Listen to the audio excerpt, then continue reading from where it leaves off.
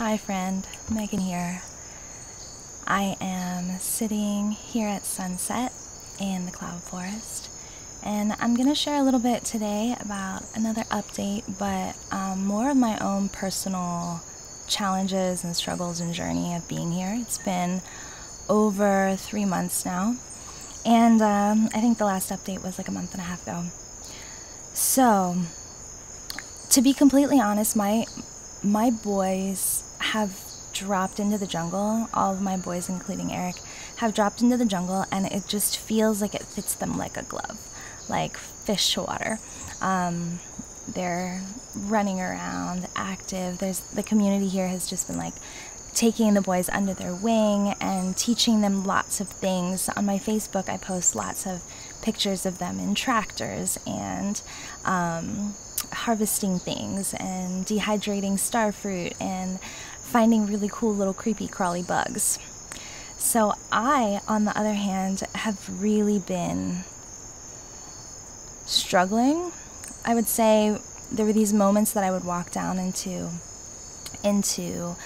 the space, the jungle, and I would just feel completely lost.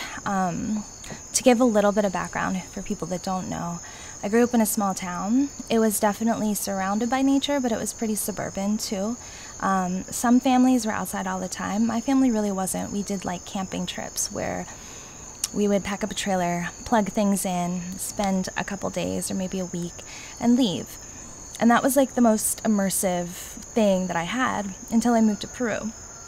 And then I spent the first part of my adult life in Los Angeles, like living a very corporate, very city life. Every once in a while I'd get out and hike around the mountains, but they were all kind of ridiculous trails that were like almost paved and like everybody was wearing cool sunglasses and like clean shoes.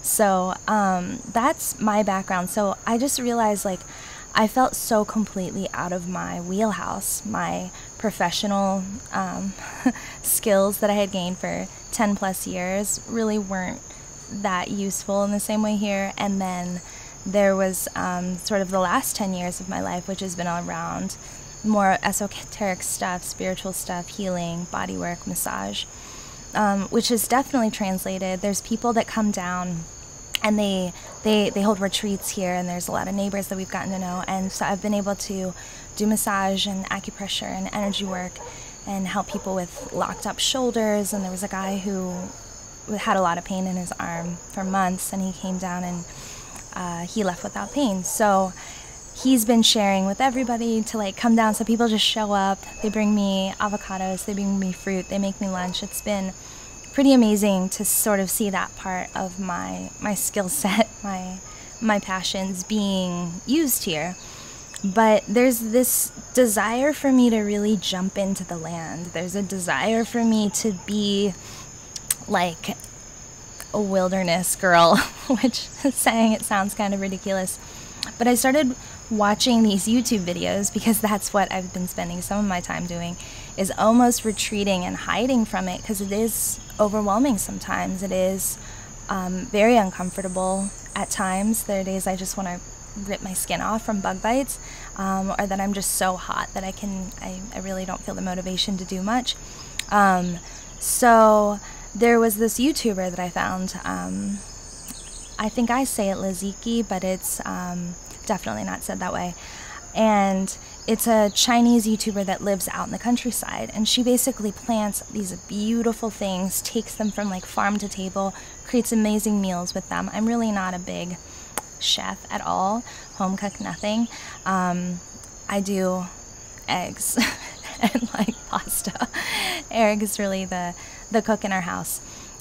So watching this girl who's younger than me and looking so graceful and easeful, moving through the land and transforming it with just flowers and beauty and food, like there's this part of me that was just, in all honesty, I was crying for like 3 days because I wanted to be her. I wanted to be able to step in and create easefully and beautifully. And I just honestly felt so out of my wheelhouse, really uncomfortable. Like I was getting uncomfortable digging in the ground. I did put a couple plants in the ground, which was helpful.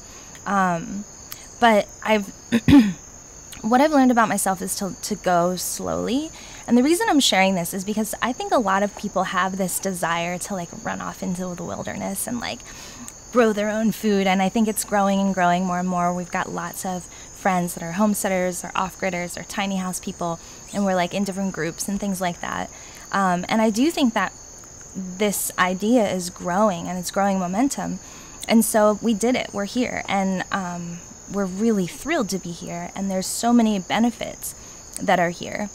But I also want to share kind of more vulnerably and more authentically the reality for me, being somebody that wasn't comfortable in this arena, and just sort of share my like little baby steps.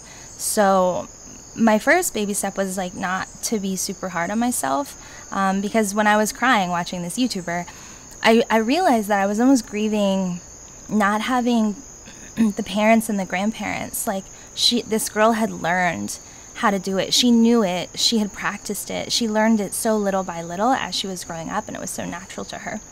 And so there was a part of me that was like, I don't have grandparents that showed me how to weave and how to plant and how to harvest and how to turn papyrus into paper. And like, are these really skills that we need right now? Like, probably not. But some of the things like being able to grow your own food and feeling really comfortable and knowing how to start seeds and things, I've started a little bit of that. I did work with the organic farmers in the Sacred Valley. I did plant a garden of a lot of like herbs. So I wasn't starting from scratch, but I will say that this was a really big jump. So my baby steps were really to like not push myself too hard, let myself sort of settle in, because there was so much up in the air with, I shared the last time, like not knowing where stuff is, figuring out basic things, just getting in and out of town, figuring out what you don't have anymore. So that was like a month and a half, honestly, of just feeling even remotely stable in a big move with kids and everything like that. So the next thing for me was just to sort of take it easy and watch and observe. And I would basically make sure that I would go on like a little walk and wander around the property, wander past the property for like an hour or two. And that was kind of the most that I could do for weeks, maybe even a month, where I would be like, all right, let's go explore the little bamboo forest. Like, it all sounds very magical, and it is. It's really beautiful. But then the bugs would sort of come in, and I would feel my skin burning, and I'd start feeling almost a little panicky. I'd be like, okay, this feels like a lot. I'm really hot. Okay, there's boys wanting to run in every direction. Like, all right, let's go back up and like, let's do an activity. Let's build something. Let's do some worksheet time and things like that. But I would do my best to like every single day just wander down. Let's go swing. Let's go take a walk down this path. Let's go. There's like a banana circle area. So we would just sort of explore like little sections. And I was just like, this is my way of like easing into it. Like, certainly there was a part of me that wanted to just be this like trailblazing, machete wielding person that was just like, all right, let's start putting stuff in the ground. But that's definitely not where I was. It was like, let's spend an hour and we can go down and swing, or like, go hang out in the hammock, or go see the chickens and feed them. The other thing that I'll say is that we were so lucky to move to a place this well established. The unbelievable amount of work that it takes to get plumbing and electric and internet and some of the like basic modern conveniences, it is so much work. And we know this because we have fixed and dealt with water problems and electrical problems and internet problems pretty much the entire time we've been here. So there's just so many different layers of discomfort that come with that. So my next big project, since I'm talking about those things that weren't working, was to haul water, to flush toilets, to drink. We have a colloidal silver ceramic water filter that's kind of amazing. It doesn't need any plastic parts or shipped in parts or anything. Like, you just fill it with water and it drips down, and it's amazing. They use it in Africa and in South America for clean drinking water. So we had this filter, and there's a little sink, and the water would either be exploding or there would be none, and that was going on for like weeks, sometimes months. So I was getting frustrated, like, this is such a basic thing. I want to be able to help. I want to be able to do something. And we had this giant 5-gallon bucket, and Eric was like, there's the bucket. There's a little spring. And he kind of just pointed at it. And for me, it felt really overwhelming. And I went to pick up the bucket that was actually already filled with water because one of the guys that works here had filled it, so he had it for a project. I tried to pick it up and I could barely move it. And I had seen Eric do 5-gallon bucket stuff for like storing food and for our compost toilet. And he's always just sort of taken on this stuff because he really loves doing it, and he's also 6'5". And so, and I was kind of the one that was behind the screen making money. So like, that worked for a while, but now for me, getting involved and being more responsible for this stuff was something I really wanted to do. But it was really triggering for me to pick up this water, and I cried. I was just like, I want to be able to do this, and I can't even pick up a bucket. It's pretty heavy. And so I sat down with Eric, and I'm like, I feel like I'm starting from like square one. And like, we've had other people work with Eric to learn building stuff. And there's so many men that have all of this pressure that they should be more handy and know more things about tools. But the truth is, most of them didn't learn it. Their parents didn't teach them. They never had the opportunity.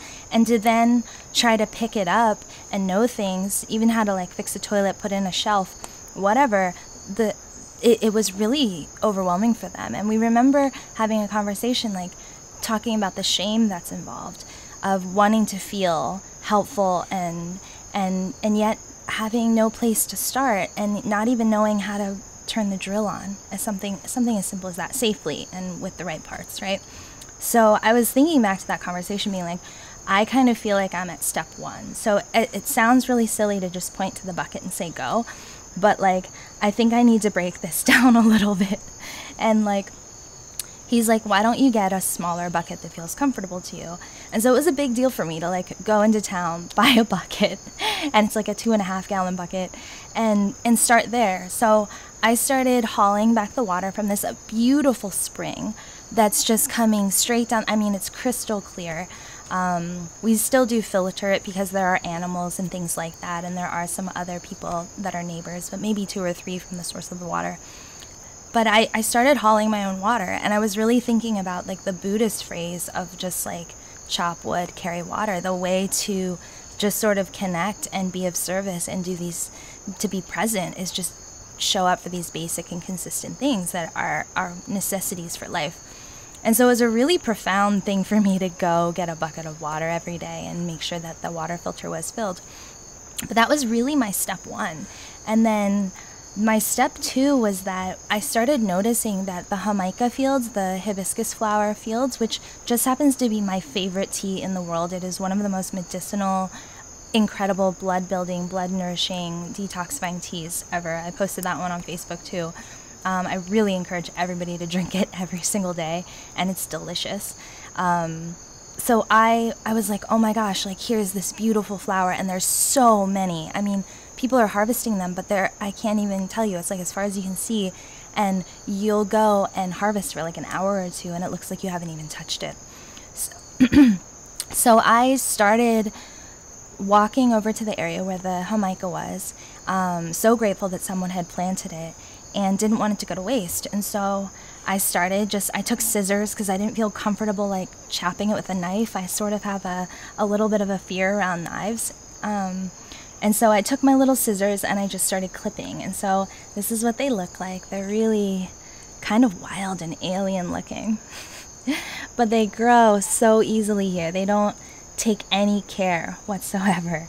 And so I got to learn how to do that and actually process them as well. So you kind of just cut off the base, and then you pop out the little seed pod that's in the center. So it flowers and then it closes back up, the seeds get built, and you pop that out. And then what you're left with is this like dehydrated, you can't see the color, it's still really red, but little dehydrated flower pod. So that's been my like next big project, is like connecting to this plant, like doing the best that I could do to be helpful and involved here, And I was really glad that it was something that I really loved and cared about and connected with. So that was sort of step 2. And then step 3 was that Eric, I had been like, I think I need to use a machete. I'm kind of scared of them. They're like giant knives. So I was like, please give me a lesson because I don't want to do it unsafely. I don't really feel comfortable even holding one right now. I don't want to like chop my leg or finger off or hurt anyone. So he was great, and he just showed me like step by step how to grip it, which way to swing to get the angle, and like to keep my leg out of the way, that you step with the arm that you're doing it with.